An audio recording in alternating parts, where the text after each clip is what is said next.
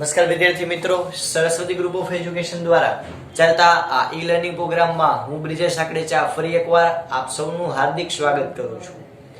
આપણે ધોરણ 11 ની અંદર ફિઝિક્સ ની અંદર ચેપ્ટર નંબર 8 એટલે કે ગુરુત્વાકર્ષણનો અભ્યાસ કરતા હતા કે જેમાં આપણે ઉદાહરણના દાખલાઓ જે છે એ આપણે જોતા હતા, એ આપણે ગણવાની ટ્રાય કરતા હતા કે જેમાં આપણે 4 દાખલા જોઈ ગયા: 8.1, 8.2, 8.1, 8.2, 8.3 અને 8.6 આપણે આ 4 જોઈ ગયા.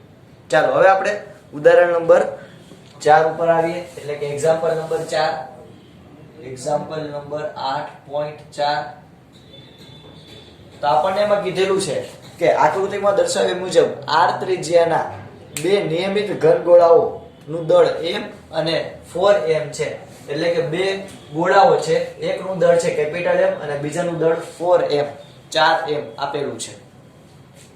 આપણને કીધું કે તેમના કેન્દ્રો વચ્ચેનું અંતર 6 કેપિટલ R છે. એટલે કે તેમના કેન્દ્રથી કેન્દ્ર વચ્ચેનું અંતર કેટલું છે? તો કે ભાઈ 6R. બંને ગોળાઓને સ્થિર જકડી રાખેલ છે, એટલે બંને ગોળા સ્થિર સ્થિતિમાં છે, હલક ડોલક નથી કરતા. ઓકે, આગળ શું કીધું? તો કે ભાઈ m દળના ગોળાઓની સપાટી પરથી m દળનો એક પદાર્થ સીધો બીજા ગોળાના કેન્દ્ર તરફ ફેંકવામાં આવે છે. એટલે કે અહીંયાથી કોઈ m દળનો પદાર્થ એ v જેટલી વેગથી ગતિ કરી, એટલે કે હકીકતમાં અહીંયા નહીં પણ અહીંયા જ આવે, એટલે કેન્દ્રથી અહીંયા કેન્દ્ર ઉપર મારો કરવાનો છે. એટલે કે અહીંયાથી કોઈ સ્મોલ m દળનો પદાર્થ એ કેટલા વેગથી, એટલે કે v વેગથી ફેંકી અને આના કેન્દ્ર સુધી આપણે પહોંચાડવાનું છે. આગળ તો કે આ પદાર્થ બીજા ગોળાની સપાટી ઉપર પહોંચે તે માટે જરૂરી લઘુત્તમ ઝડપનું સૂત્ર મેળવો. એટલે આપણે આ દાખલામાં શું મેળવવાનું છે વિદ્યાર્થી મિત્રો? તો કે અહીંયાથી આપણે કોઈ m દળનો પદાર્થ છે એને v વેગથી ગતિ કરાવી અને આપણે એને આના કેન્દ્ર ઉપર પહોંચાડવાનો છે. તો અહીંયા સુધી પહોંચાડવા માટે આપણે એને કંઈક વેગ આપવો પડશે, કારણ કે આ પોતાનું કંઈક ગુરુત્વાકર્ષણ બળ ધરાવતો હોય છે કે જે આને એનાથી મુક્ત થવા દેશે નહીં, જકડી રાખશે.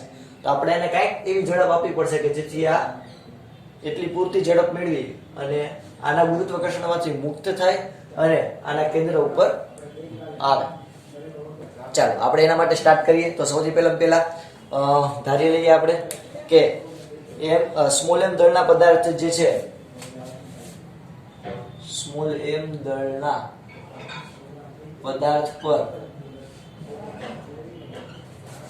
કેપિટલ M અને 4m દળ ધરાવતા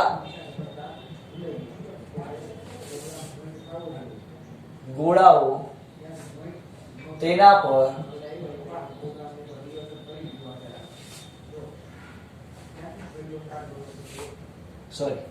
પર તો લખેલું છે, એટલે m દળના પદાર્થ છે, આ m દળના પદાર્થ પર આ કેપિટલ M અને 4m દળના ગોળાઓ જે છે એ ગુરુત્વાકર્ષણ બળ લગાડતા હશે.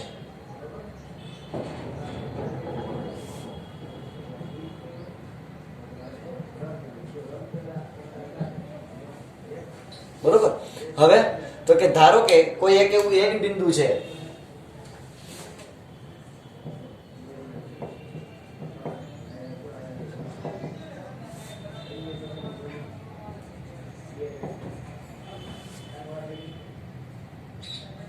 ધારો કે કોઈ બિંદુ n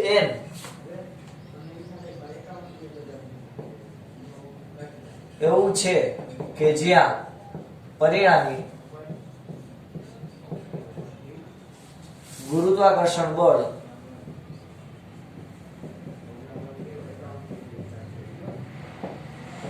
શૂન્ય લાગે છે. જ્યાં પરિણામી ગુરુત્વાકર્ષણ બળ શૂન્ય લાગે છે, એટલે કે હું આને આવી રીતે આમ ફેંકું તો કોઈક એવું બિંદુ હશે, આ તો મેં તમને દર્શાવવા માટે ઉપર રાખ્યું, બાકી હકીકતમાં એને છોડવાનું અહીંયાથી છે. તો આ અને આ બેની વચ્ચે કોઈક એવું બિંદુ આવેલું હશે, જ્યાં મેં એને પહેલેથી દર્શાવી દીધું. તો કોઈક એવું એક બિંદુ આવેલું હશે કે એ બિંદુ ઉપર પદાર્થ જે છે એ સ્થિર હશે, એટલે કે આના દ્વારા લાગતું ગુરુત્વાકર્ષણ બળ છે એટલું જ આના દ્વારા લાગતું ગુરુત્વાકર્ષણ બળ છે. સમજો આ ઘટના કે માની લો કે અહીંયા પૃથ્વી છે અને અહીંયા માની લો કે સૂર્ય. તો અહીંયાથી તમે કોઈ પદાર્થને ફેંકો તો આ બેની વચ્ચે અથવા તો આ બાજુ કે કોઈ એક બાજુ એવો એક પોઈન્ટ આવે કે આ સૂર્ય દ્વારા લાગતું ગુરુત્વાકર્ષણ બળ એ આ દિશામાં કે આ દિશામાં હોય, આ દિશામાં. તો સૂર્ય દ્વારા લાગતું ગુરુત્વાકર્ષણ બળ એ પૃથ્વી દ્વારા લાગતા ગુરુત્વાકર્ષણ બળ બરાબર હોય, એટલે કે એ પોઈન્ટ ઉપર પદાર્થ કેવો હોય? સ્થિર. એવું કોઈ એક બિંદુ તો આવે કે હવે એ બિંદુએથી જો થોડોક આમ જશે ને તો આ એને ખેંચી લેશે અને આમ જશે તો આ એને ખેંચી લેશે. તો આ બે ની વચ્ચે ક્યાંક એવું એક બિંદુ આવે કે જ્યાં એ એક્ઝેક્ટ ઈ પોઈન્ટે ગુરુત્વાકર્ષણ બળ બંને બાજુથી સરખું લાગતું હોય. બરોબર? ચાલો તો આપણે એન બિંદુ જે છે આપણે એવું કહીએ કે ધારો કે આ એન બિંદુનું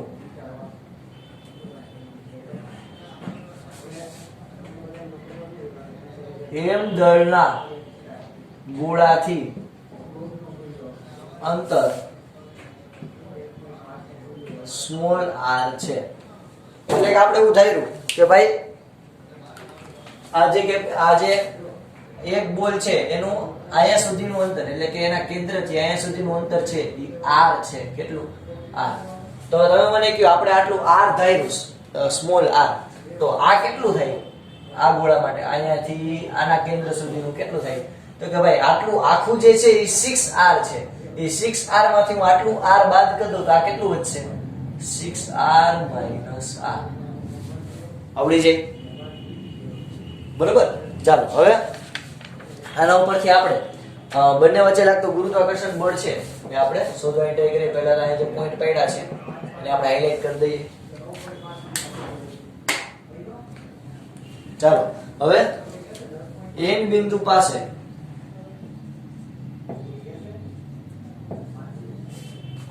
પરિણામી બળ 0 છે.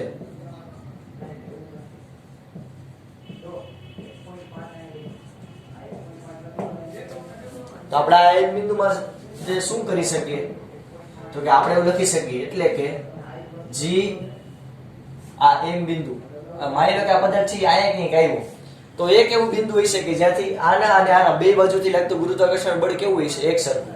તો આપણને ખબર છે બે પદાર્થોનો ગુણાકાર એટલે કે આ ગોળા માટેનું દળ ગણું તો આ ગોળાનું દળ છે કેપિટલ M, આપણા જે કોઈ એવો નાનો એવો પદાર્થ છે એનું દળ છે સ્મોલ m, છેદમાં બંને વચ્ચેનું અંતર. તો આટલું અંતર કેટલું છે? r નો સ્ક્વેર ઇક્વલ ટુ કેટલું થશે? તો કે આના દ્વારા લાગતું બળ અને આના દ્વારા લાગતું બળ સરખું. તો આ બે વચ્ચેનું અંતર 6r - r. આ બે માં કયા પદાર્થ છે? તો કે આ બિંદુ પાસે એક આવેલો પદાર્થ છે small m capital M upon અહીં નીચે છે 6r - r એનો સ્ક્વેર. ચાલો હવે શું કરશી તો કે ભાઈ આ બે ઉડી જાય, આ બેને આપણે ઇક્વલ કરી શકાય એટલે કે r² બરાબર 6r - r નો સ્ક્વેર. સ્ક્વેર દૂર કરવું તો શું થશે? સ્ક્વેર દૂર કરું તો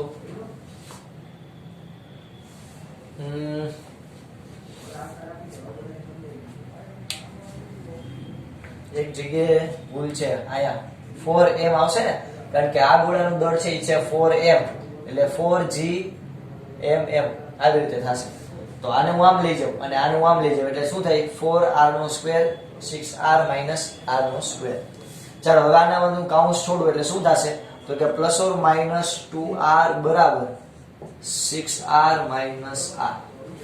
ચાલો પ્લસ ઓર માઇનસ છે એકવાર પ્લસ કરીએ એકવાર માઇનસ કરીએ એટલે કે 6r - r બરાબર +2r અને 6r - r બરાબર -2r. ચાલો તો આને હું આમ લઈ જાઉં આને હું આમ લઈ જાઉં એકવાર પ્લસ છે એકવાર માઇનસ છે તો 6r બરાબર થાય 3r કારણ કે આ માઇનસ આમ જાય તો પ્લસ એટલે કે તમને r સ્મોલ r બરાબર તમને કેટલું મળશે તો કે 2r અને અહીંયા આને હું આમ લઈ જાઉં તો કેટલું થાય તો કે 6r બરાબર -r. હવે આવું કોઈ દી શક્ય નથી. આ માઈનસ નો હોય આ બાજુ કોઈ દી નો લાગે. આની દિશા આપણે જોઈએ r ની દિશા આપણે આમ લીધી. હવે આમ પદાર્થ અને આ પદાર્થ બેની વચ્ચે કોઈ એવું એક બિંદુ હોય આ બાજુ નો હોય કઈ બિંદુ એટલે આ કેવું છે શક્ય નથી. તો અહીંયા આપણને r સ્મોલ r બરાબર તમને કેટલું મળ્યું તો કે ભાઈ અહીંયા તમને હું એવું દર્શાવી શકું કે આના ઉપરથી સ્મોલ r બરાબર તમને મળ્યું 2r. આ આપણું એક સમીકરણ છે. આ એક આપણને મળ્યું. ઓકે આપણે આનાથી કરવાનું શું છે તો કે એનો મતલબ એમ કે આટલું અંતર કેટલું હશે 2r એટલે કે તમે આ જે m દળનો ગોળો છે ત્યાંથી 2r જેટલા અંતરે જાવ ને એટલે તમને એવું બિંદુ મળશે કે જે બિંદુ ઉપર પદાર્થ દ્વારા બંને બાજુ લાગતું ગુરુત્વાકર્ષણ બળ સરખું હોય છે તો આ 2r હોય ટોટલ 6 છે આ 2r એટલે આ કેટલું થાય 4r થઈ છે છોકરાઓ 2r ને 4r બે થઈને 6r ચાલો આટલું ક્લિયર થઈ ગયું આમાં કઈ એવું નથી હવે આપણે કરવાનું છે શું તો અલ્ટિમેટલી આપણે વેગ ગોતવાનો છે તો વેગ હવે કઈ રીતે મેળવશું તો કે જો એની એક મેથડ આપણે શું આગળ કરી શકીએ તો કે ભાઈ આપણે આની યાંત્રિક ઉર્જા ગણી લઈએ શરૂઆતની કે અહીંયાથી પદાર્થ આમ ગયો આ ગોળાથી પદાર્થ આમ ગયો ત્યારે ગતિ ઉર્જા અને સ્થિતિ ઉર્જા બે ધરાવતો હોય છે બરોબર હવે જેવો આ n બિંદુ પાસે પહોંચશે આ n બિંદુ પાસે ત્યારે એ પદાર્થ સ્થિર રહેશે કારણ કે બંને બાજુ દ્વારા લાગતું ગુરુત્વાકર્ષણ બળ કેવું હોય છે સરખું તો ત્યારે માત્ર સ્થિતિ ઉર્જા ધરાવતો હોય છે બરોબર ગતિ ઉર્જા ધરાવતો હોય છે નહીં તો આપણે યાંત્રિક ઉર્જા સંરક્ષણના નિયમનો ઉપયોગ કરી અને પહેલા આપણે પદાર્થની યાંત્રિક ઉર્જા ગોતી લેશું અને આયા પહોંચે ત્યારે એની યાંત્રિક ઉર્જા ગોતી લેશું અને એ બેની કમ્પેરિઝન કરી અને આપણે આ પદાર્થને અહીંયા સુધી પહોંચવા માટે કેટલો વેગ જોશે એ આપણે મેળવી લેશું ચાલો સ્ટાર્ટ કરીએ તો સૌથી પહેલા આપણે કહીએ કે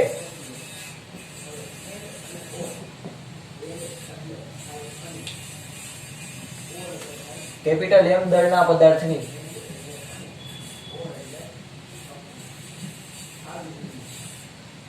આ કેપિટલ M દળના પદાર્થની શરૂઆતની સ્થિતિ ઉર્જા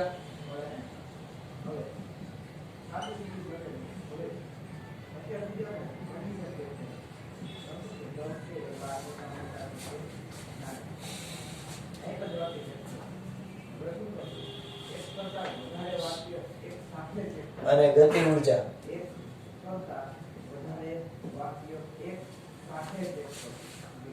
ગણતા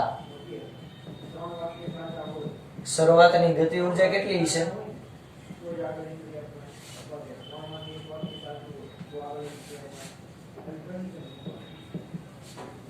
શરૂઆતની ગતિ ઉર્જા કેટલી છે વિદ્યાર્થી મિત્રો તો કે 1/2 mv². ચાલો હવે અંતિમ શરૂઆતની સ્થિતિ ઉર્જા ગણ લઈએ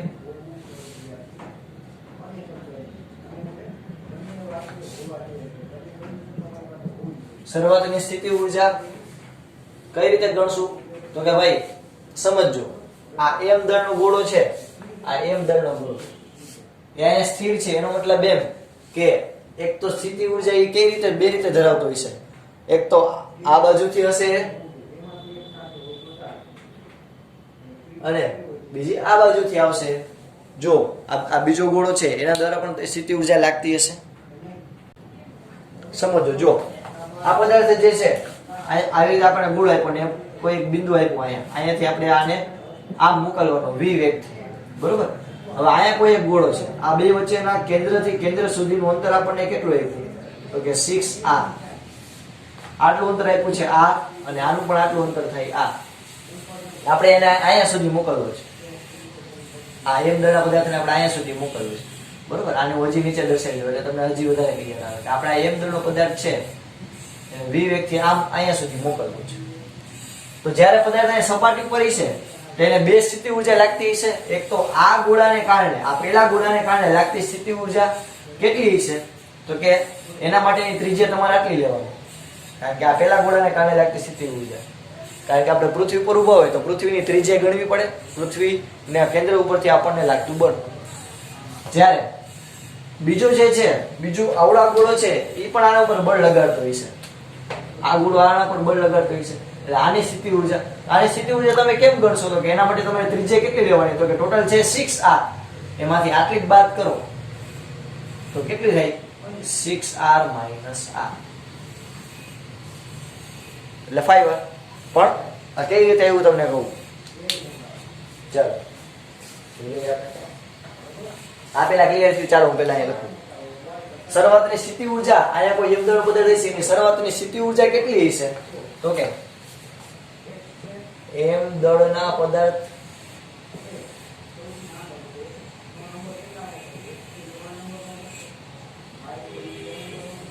દ્વારા જે સ્થિતિ ઊર્જા પ્રાપ્ત થાય એ પ્લસ 4m દળના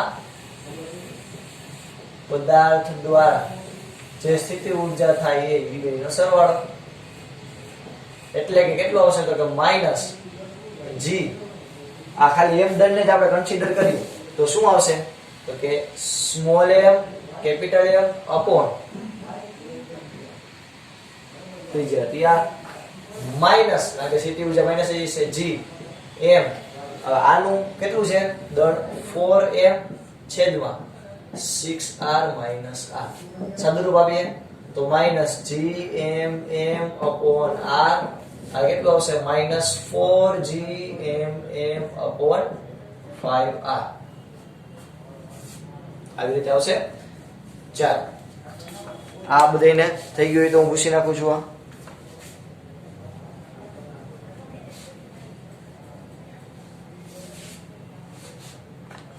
તો એનો મતલબ શું, અહીંયા આન્સર શું આવશે તો કે ભાઈ હું 5 ઉપર લસાડી લઉં, અહીંયા 5 લસાડી લઉં તો અહીંયા 5 નથી,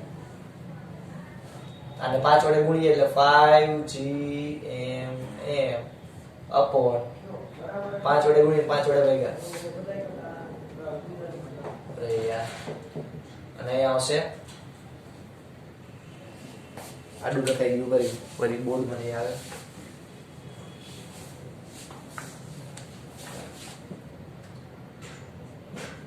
5gmm upon r minus 4gmm upon 5r. 2 5 વાર ગુણ કરી લઈએ એટલે શું આવશે minus 9gmm upon 5r. આ શરૂઆતની એની સ્થિતિ ઊર્જા થઈ. શું થઈ વિદ્યાર્થી મિત્રો, આ એની શરૂઆતની સ્થિતિ ઊર્જા. હવે આપણે પહેલા મેં શું કીધું હતું, શરૂઆતની યાંત્રિક ઊર્જા ગોતતી લેશે અને આ બિંદુએ અંતિમ યાંત્રિક ઊર્જા ગોતી લેશે અને પછી એ બેનો ઇક્વલ કરી નાખશે યાંત્રિક ઊર્જા સંરક્ષણ કરીને. એટલે કે શરૂઆતની યાંત્રિક ઊર્જા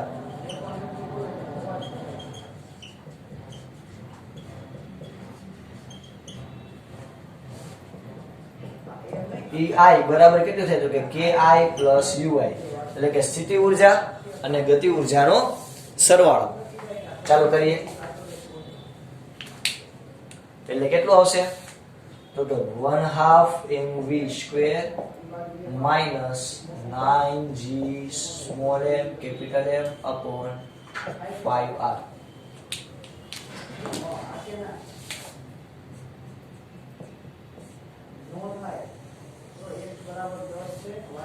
બરોબર. તો વિદ્યાર્થી મિત્રો આ તમને મળી શરૂઆતની યાંત્રિક ઊર્જા, એટલે કે કોઈ m દળનો પદાર્થ અહીંયા હશે તો એ ગતિ ઊર્જા કેટલી ધરાવતો હોય છે અને સ્થિતિ ઊર્જા કેટલી ધરાવતો હોય છે તો કે ભાઈ ગતિ ઊર્જા અને સ્થિતિ ઊર્જા એટલે કે ટોટલ યાંત્રિક ઊર્જા એટલી ધરાવતો હોય છે. હવે આ બિંદુએ આપણને યાંત્રિક ઊર્જા મળી ગઈ.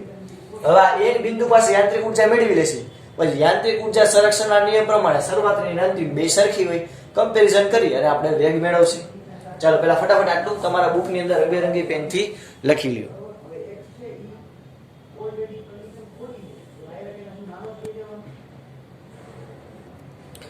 ચાલો હવે આપણે આ એમ રાખી શરૂઆતની યાંત્રિક ઊર્જા. આપણે આગળ વધીએ. હવે આપણે શું ગોત્યું તો કે ભાઈ એક બિંદુ પાસે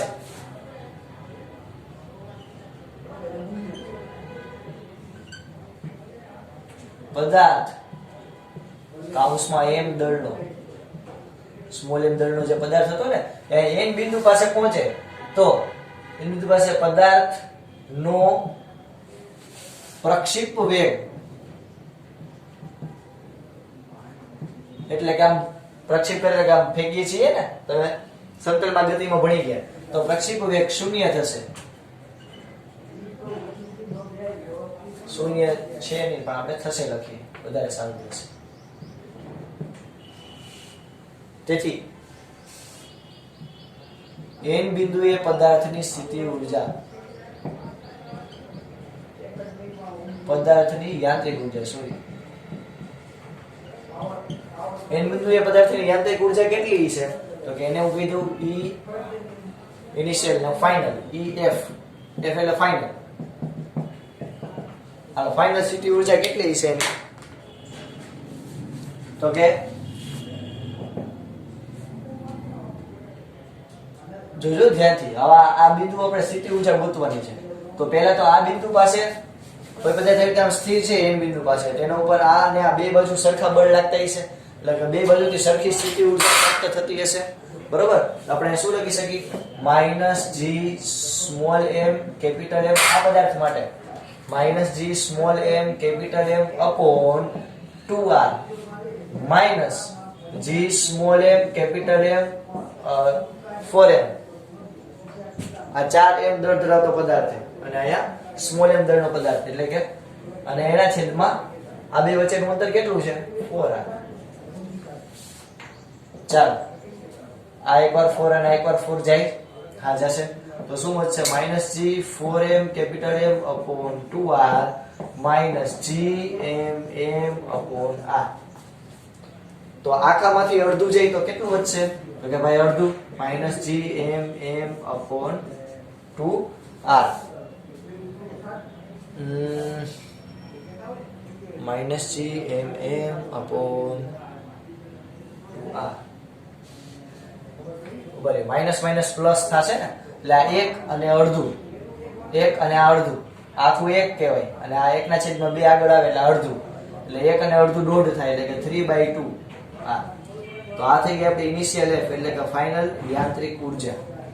એટલે કે આ બિંદુ પાસે પદાર્થની યાંત્રિક ઊર્જા કેટલી છે? EF, તો કે -3g small m capital M upon 2r. હવે યાંત્રિક ઊર્જા સંરક્ષણના નિયમ પ્રમાણે યાંત્રિક ઊર્જા સંરક્ષણના નિયમ મુજબ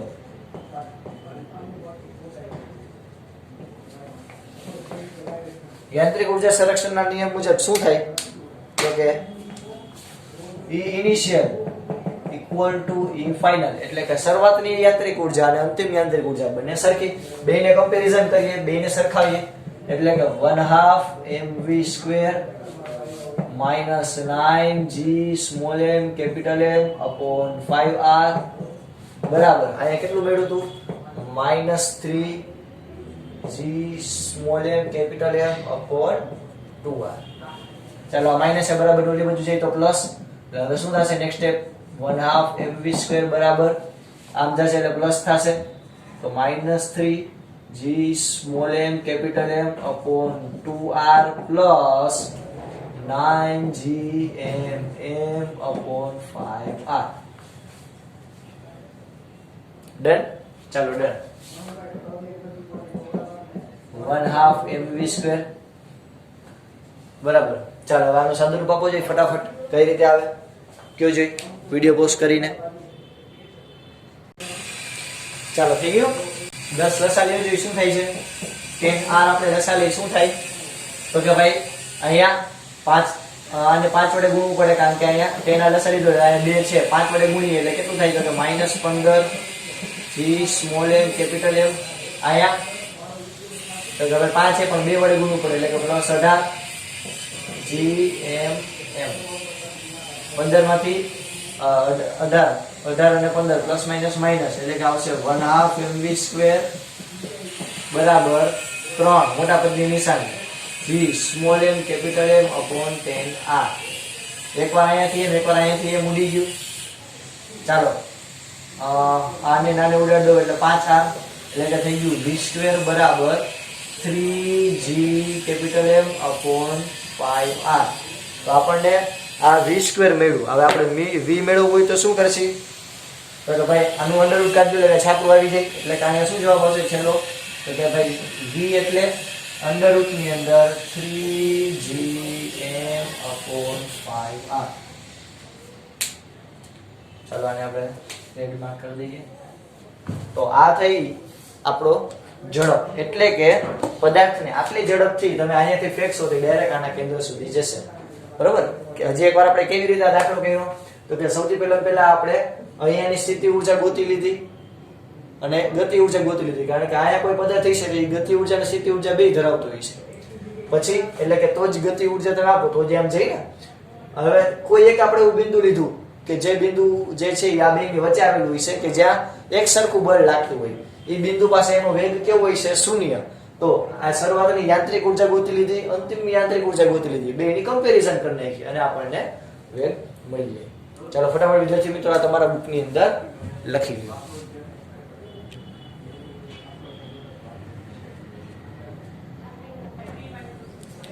ચાલો હવે આ એક આના પછીનો એક્ઝામ્પલ ગણીએ. Example number 8.5.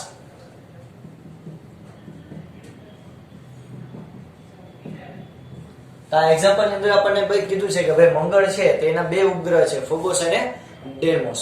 તો એની અંદર આપણને કીધું કે ફોબોસનો આવર્તકાળ 7 કલાક અને 39 મિનિટ છે, આપ સ્ક્રીન ઉપર જોઈ શકશો. અને કક્ષીય ત્રિજ્યા 9.4 ગુણ્યા 10⁻³ કિલોમીટર છે. તો મંગળ ગ્રહનું દળ શોધવાનું કીધું. ચાલો સૌથી પહેલા આપણને કીધેલું છે ફોબોસનો આવર્ત. પેલું ક્વેશ્ચન આપણે ક્લિયર કરીએ તો એના માટે આપણને કીધું છે ફોબોસનો આવર્તકાળ. તો આ આપણે લખશું ફોબોસનો આવર્તકાળ.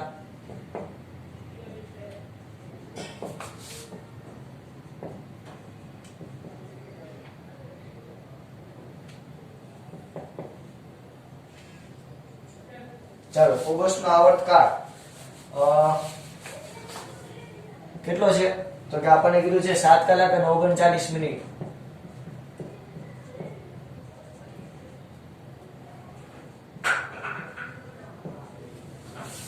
ને સેકન્ડ નથી. ચાલો આપણે આને પહેલા તો સેકન્ડમાં ફેરવીએ. તો 7 કલાક, 1 કલાકમાં કેટલી સેકન્ડ હોય? 3600. એટલે કે 7 ગુણ્યા 3600 પ્લસ 39 મિનિટ. તો મિનિટની અંદર કેટલી સેકન્ડ હોય? 60. એટલે 39 પ્લસ 60. એટલે આ બેનો ગુણાકાર કરો અને આ બેનો ગુણાકાર કરો. બેનો જે જવાબ આવે એ બેને પ્લસ કરી નાખો. એટલે કે આપણને જે સેકન્ડ ની અંદર જવાબ મળશે તો એનો આવર્તકાળ વિદ્યાર્થી મિત્રો થશે 27,540 સેકન્ડ. તો આપણને આપણો પહેલો આન્સર મળ્યો કે ફોબોસનો પહેલા તો આવર્તકાળ જે છે t એ કેટલો છે? તો કે ભાઈ 27,540 સેકન્ડ. ચાલો પછી આપણને અહીંયા બધાને ખબર છે g નું મૂલ્ય કેટલું હોય? 6.67 ગુણ્યા 10⁻11 newton metre square upon kilogram નો સ્ક્વેર. અને એને આપણને ત્રિજ્યા આપી છે, કક્ષીય ત્રિજ્યા r કેટલી આપી છે? તો કે 9.4 ગુણ્યા 10⁻³ કિલોમીટર. ચલો આપણને આટલી બાબત કીધી છે. હવે આપણને એમ કીધું કે ભાઈ તો આપણે શું શોધવાનું છે? તો કે માસ ઓફ માર્સ. ઓકે, એટલે કેપિટલ એમ કરો. માસ એટલે કે દળ, ઓફ માર્સ, માર્સ એટલે મંગળ. તો મંગળનું આપણે દળ શોધવાનું છે. ચાલો ગણીએ આપણે સૌથી પહેલા તો કે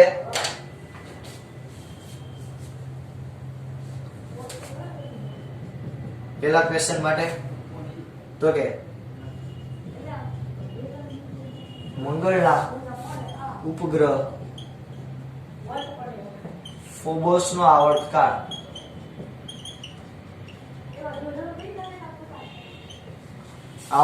t નું સૂત્ર શું છે? આવર્તકાળ તો કે ઉપગ્રહ જે હોય, કોઈ ગ્રહની ફરતે ઉપગ્રહ આટા મારતો હોય તો એના આવર્તકાળનું સૂત્ર શું છે વિદ્યાર્થી મિત્રો? તો કે very good, 2π √r upon gme અથવા gm એટલે કે ગમે કે જ્યાં m એટલે ગ્રહનું દળ. આ સૂત્રમાં તમે કિંમત મૂકો તો તમને કોઈ ઉપગ્રહનો આવર્તકાળ મળે. બરોબર? ચાલો હવે આ સૂત્ર કાઈ નહીં, આ સૂત્ર જે છે એમાં અહીંયા આપણે મંગળ ગ્રહ છે એનું દળ શોધવાનું છે. કારણ કે એ મેઇન ગ્રહ છે, મંગળ એક ગ્રહ છે, એની ફરતે ફોબોસ છે એવી રીતે ગતિ કરતો હોય. તો આ m એનું આપણે દળ શોધવાનું છે. તો આપણે શું કરશું? સિમ્પલ, આમાં પહેલા તો આનો સ્ક્વેર કરીએ એટલે શું થાય? 4π² r અહીંયા ક્યુબ હશે, સોરી, r ક્યુબ એના છેદમાં gmm. ચલો આ સૂત્રમાં આપણે gmm ને સૂત્રનો ઘટક બનાવીએ તો શું જવાબ આવશે? mm is equal to 4π² r નો ક્યુબ છેદમાં આવર્તકાળનો વર્ગ. આપણી પાસે બધી કિંમત અવેલેબલ છે? હા છે.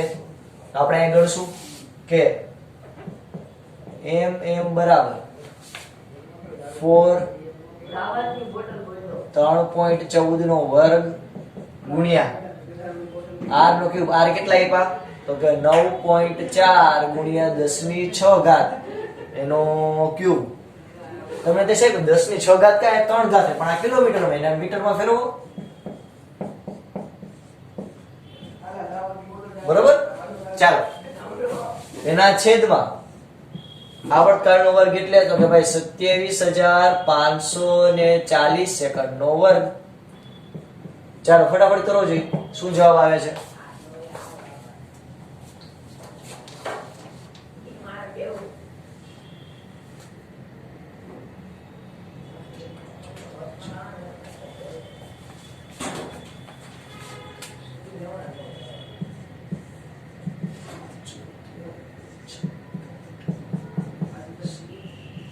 ઉપરનો જવાબ આટલો આવશે અંશનો અને છેદનો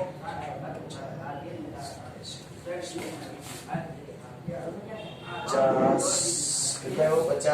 58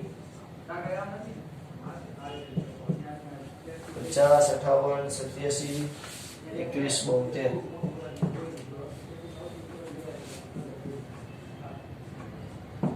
ચાલો આનું આપણે સાદું રૂપ આપીએ તો કેટલું આવે 6.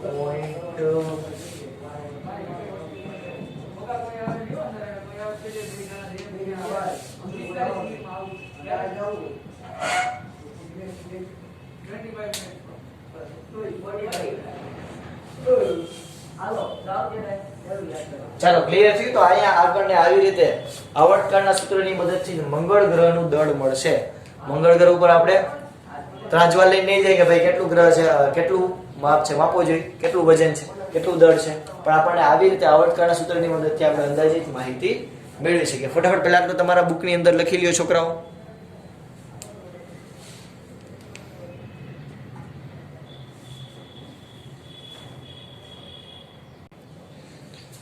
ચાલો આપણને જો બીજો ક્વેશ્ચન એવો કીધો છે કે પૃથ્વી અને મંગળ સૂર્યની આસપાસ વર્તુળાકાર ભ્રમણ કરે છે પૃથ્વીની કક્ષીય ત્રિજ્યા કરતા મંગળની કક્ષા એ 1.5 ગણી એટલે કે 1.52 ગણી છે એટલે કે એનો મતલબ એ ઓબવિયસ વાત છે કે જે પૃથ્વી આ સૂર્ય છે તેની આસપાસ પૃથ્વી જેટલી કક્ષામાં ગતિ કરતા હશે એના કરતા મંગળની જે કક્ષા હશે આ મંગળની અને આ પૃથ્વી તો મંગળ જે છે એની કક્ષા પૃથ્વી કરતા ઓબવિયસ વાત છે મોટી હશે કેટલી છે તો કે 1.5 ગણી વધારે છે એવું આપણને કીધું એટલે કે આનો આપણે ગુણોત્તર લઈએ તો આવું થાય કે rm એટલે કે મંગળની માર્સની રેડિયસ એ અને પૃથ્વીની રેડિયસ એનો ગુણોત્તર કેટલો હશે 1.52 એટલે કે આજે આનું આમ જવા દો તો ઇક્વેશન આવું આવે rm બરાબર 1.52 re એટલે એનો મીનિંગ શું થાય તો કે પૃથ્વીની ત્રિજ્યા કરતા મંગળ ગ્રહની ત્રિજ્યા 1.5 ગણી વધારે છે એટલે કે આપણને આવું આપેલું છે રકમમાં તો આપણને કીધું કે તો મંગળના વર્ષની લંબાઈ કેટલા દિવસની છે એટલે કે આપણે દિવસની અંદર મંગળ ગ્રહ જે છે એનું આખું વર્ષ ગોતવાનું છે કે એક વર્ષ એના એટલે કે ક્યારે પોતાની ધરી ઉપર ભ્રમણ કરશે તો ભાઈ કેપ્લરના ત્રીજા નિયમ પરથી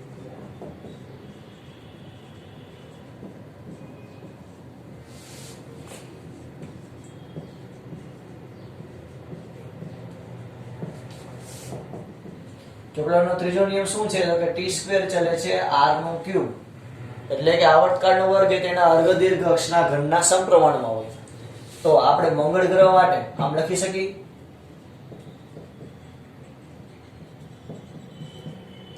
tm નો સ્ક્વેર ચલે છે rm નો ક્યુબ અને પૃથ્વી માટે આપણે આમ લખી શકીએ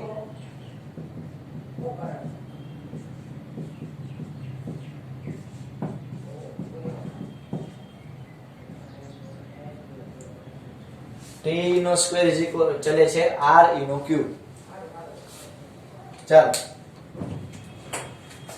આને કહો સમીકરણ નંબર 1 આને કહો સમીકરણ નંબર 2 સમીકરણ નંબર 1 અને 2 નો ગુણોત્તર લેતા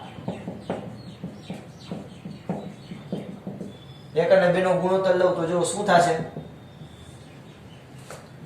tm નો સ્ક્વેર ના છેદમાં te નો સ્ક્વેર ઇક્વલ ટુ rm નો ક્યુબ એના છેદમાં re નો ક્યુબ આવું થાય સિમ્પલ. હવે આપણને આને તમે આમે લખી શકો મેથેમેટિકલી tm એના છેદમાં te નો સ્ક્વેર rm ના છેદમાં re નો ક્યુબ. હવે rm ના છેદમાં re તો આપણને રકમ આપી દીધું કેટલું દોઢ ગણું, એટલે આપણે આમે લખી શકીએ 1.52 કરી જ શકાય. શું કામ કઈ ખોટું નથી. ચાલો હવે આપણે દિવસમાં કીધું છે તો પૃથ્વીનો આવર્તકાળ દિવસની અંદર કેટલો છે? 365 દિવસ. દિવસમાં એક વર્ષ પૂરું કરતા એને 365 દિવસ થશે. તો આપણે દિવસની અંદર શોધવાનું છે. તો આપણે પહેલા તાને આ બાજુ જવા દઉં તો શું થાય? tm નો સ્ક્વેર ઇક્વલ ટુ 1.52 એનો ક્યુબ એને ગુણ્યા te નો સ્ક્વેર. આવું થાય. ચાલો પછી આપણે આગળ ગણતરી આગળ વધારીએ. તો હવે આને આપણે શું કરી શકીએ? તો કે સ્ક્વેર કાઢી નાખો. સ્ક્વેર કાઢી નાખો તો શું થાય? રૂટ આવશે. રૂટ આ સ્ક્વેર કાઢી નાખો તો અહીંયા આ રીતે આમ જવાબ આવશે tm બરાબર અહીંયા જો ક્યુબ છે તો આમ આવશે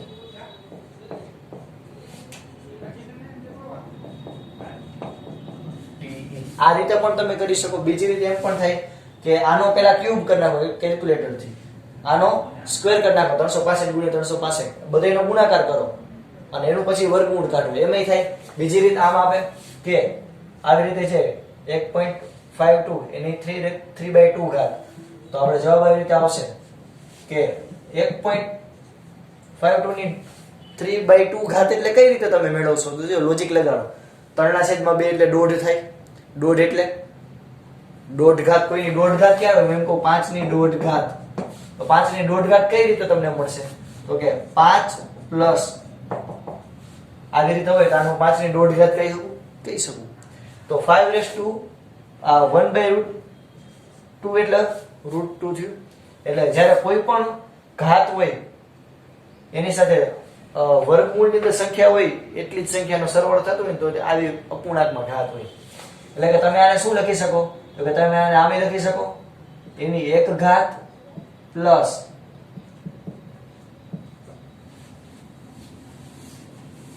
બરોબર. ચાલો આમ મેળવી ગયા કેટલું આવે એને ગુણ્યા 365. જોજો શું જવાબ આવે છે. tm તમને દિવસમાં મળશે. જવાબ આવે છે 884 દિવસ. સોરી 684 દિવસ. એટલે કે મંગળ ગ્રહનો આવર્તકાળ કેટલો હશે દિવસની અંદર? 684 દિવસ. બરોબર. તો આથી અહીંયા આપણા બંને દાખલા પૂરા. એટલે કે આજના લેક્ચરમાં આપણે 2 દાખલા સુધી રાખીએ છીએ. નેક્સ્ટ ટાઈમ આપણે આગળના જે છેલ્લા 2 દાખલા જે છે, કારણ કે છઠ્ઠું ઉદાહરણ આપણે થઈ ગયું છે, 5 સુધી ગયા, છઠ્ઠું આપણે પહેલા જ થઈ ગયું છે, 7મું અને 8મું આપણે નેક્સ્ટ લેક્ચરની અંદર અભ્યાસ કરીશું. અહીં સુધી રાખીએ. જય ભારત, જય હિન્દ. બધા તમારા બુકની અંદર આ લખી લેજો.